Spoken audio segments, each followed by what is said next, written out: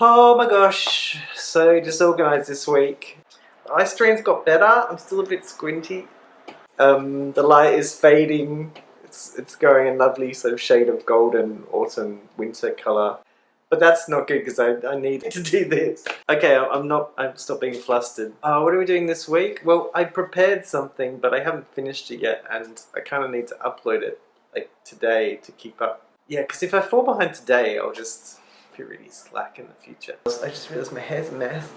Oh no. What I've prepared for you today is like a typographic survey of South Bank in London, which is something I did probably 2 or 3 years ago. And it was because there was a magazine project at the South Bank Centre. Steve Watson and Jeremy Leslie had arranged to create a magazine in 24 hours, which I was reminded of because they were talking about it in a radio show they did for Pick Me Up recently, which went as something a little bit like this. A very painful experience in many ways, but a very interesting experience. Yeah, my head nearly broke. Would you do it again? I'd do it again for the right thing, but there would have to be something like pretty special about it. I was so tired after that. Jeremy and I did a 48-hour magazine making thing at the South Bank, just over the river from here, and it was good. I'm really pleased that we did it. But I swear I felt something pop inside my head on the Sunday afternoon. And I think something popped in my head as well and said, "Don't do it again." So I probably didn't help things at all because I didn't read the email or whatever properly and missed the bit where it says bring your own equipment. So I turned up and was like, oh, can I use a computer? Which, bless their hearts, they did not go, you're a fucking idiot, like they should have done. Oh, I did a swear. Maybe I can't swear. I don't know what the rules are. I'll just do a over the top. Not that noise. A better noise than that. Back in around 2008, I did a video called A Typographic Survey of the City of London, which was super popular. Popular in a Vimeo popular way, so not the tens of thousands you get on YouTube. Popular for a dorky guy making a video about typefaces. Yeah, so I did the Typographic Survey of the City of London video, and it was really popular, but I wasn't happy with the ending, so I took it down. But I did part 1, which you can see online, and I'll include a link. There's a part 2 and a part 3 I've got planned, but I just haven't got around to. But in the meantime, this is so waffly, I thought I'd share with you a quick typographic survey that I did of South Bank for the 24-hour magazine project that we heard about earlier.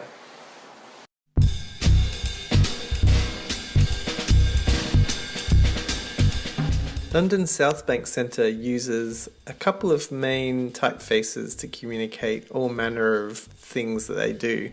The first one is called LUTs, and I think it's all just uppercase, and it's really just for display.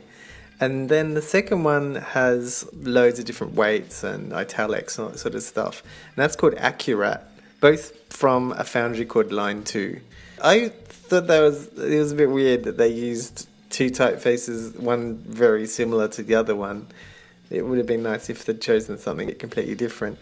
At the time when I did my little survey thing, they were having I think it was like a Festival of Britain thing going on. So they had banners up everywhere. They decorated the whole South Bank Centre with often just random words printed on a really colourful banner. And you can see some of them here. When I did my typographic survey of the City of London, there was a really distinct group of typefaces that were in use. At the South Bank Centre, there's all sorts of kind of random bits and pieces where you can see like different eras of of its use. They've tried to sort of invent different ways to do signposting. For a while, it looked like they were using Univers for lots of things. I think that's what the big shiny writing is as well, that says the Hayward Gallery in Queen's Elizabeth Purcell Room. You also have the BFI Centre, which has this new identity that I'm not a massive fan of. I think they're using Archer, or they're using some really funny wafty typeface that doesn't seem to communicate cinema or anything. I don't know what's going on there. Then they had like this little, there's actually like a poetry library inside the South Bank Centre, which I don't think many people bother to sort of visit. And they had a few sort of odd text-based installation pieces there, including one that was just sort of lots of computer-generated text in a computer-generated typeface. And those that were really eagle-eyed could have even spotted that the seats that were sort of dotted around were in the shapes of A's, which I think, I should look into this, but I think that's actually deliberate, like that's the name of the chair or something. So there were lots of letters, not just Lutz and Accurat, but all sorts of typography floating around all over the place.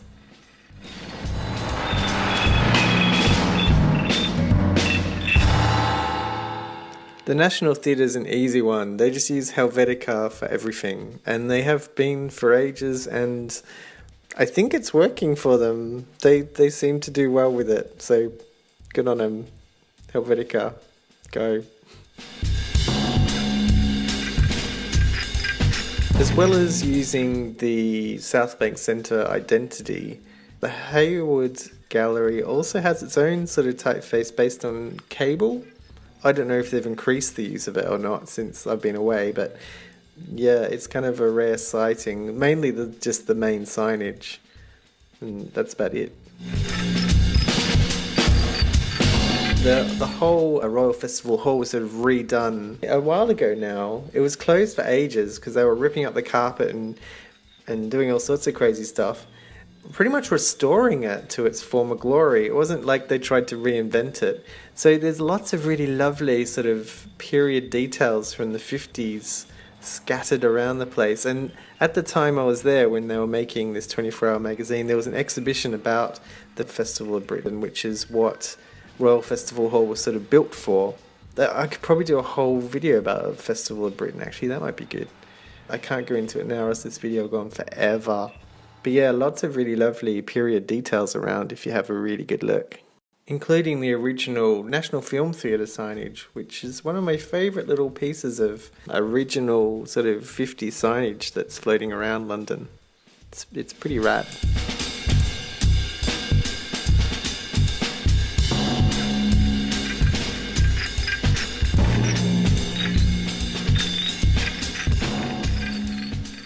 And that's an ever so brief typographic survey of the South Bank Centre produced for Makeshift magazine like 2 or 3 years ago. If you want to have a look at something that's a bit more in-depth, check out my City of London typographic survey part 1. There'll be a link down below. I've had an idea for a future vlog as well, which I want to do. And it revolves around the thing that I keep seeing the word modern and modernism popping up lately. And it's like, I think people are trying to say this is a new thing. Wow, modern, and it's coming back, modernism. But I have a feeling it's not what I think modernism is. Which made me think, what do other people think it is? So for a future video, I want to ask the question, what does modernism, the term modernism, mean to you? And there's going to be loads of ways you can let me know. I'm also going to contact a few people to try and get as many responses as possible. So I don't know how far off the video will be, it might be a little way off. You'll be able to do that through lots of ways. You can do it leaving comments on my YouTube channel, you can do it via Twitter using line feed, you can email bodgevlogsky@gmail.com. If I could get it to do it along my fingers, I won't be able to do that, I'm not clever enough. You can do it via Instagram if you want. My Instagram's Bukowski. The question is, what does the term modernism mean to you? And hopefully we'll just have a video full of amazing responses, and I'll find some images to go with it and all that sort of business. This is like a super speedy version of the vlog. I'm sorry, I'm just really disorganized this week. Probably better next week. Oh, thanks for stopping by, and keep yourselves nice. And there's a new MagCore video up, which you can see a link to, and you can see a making of in the previous Bodge Vlogsky video.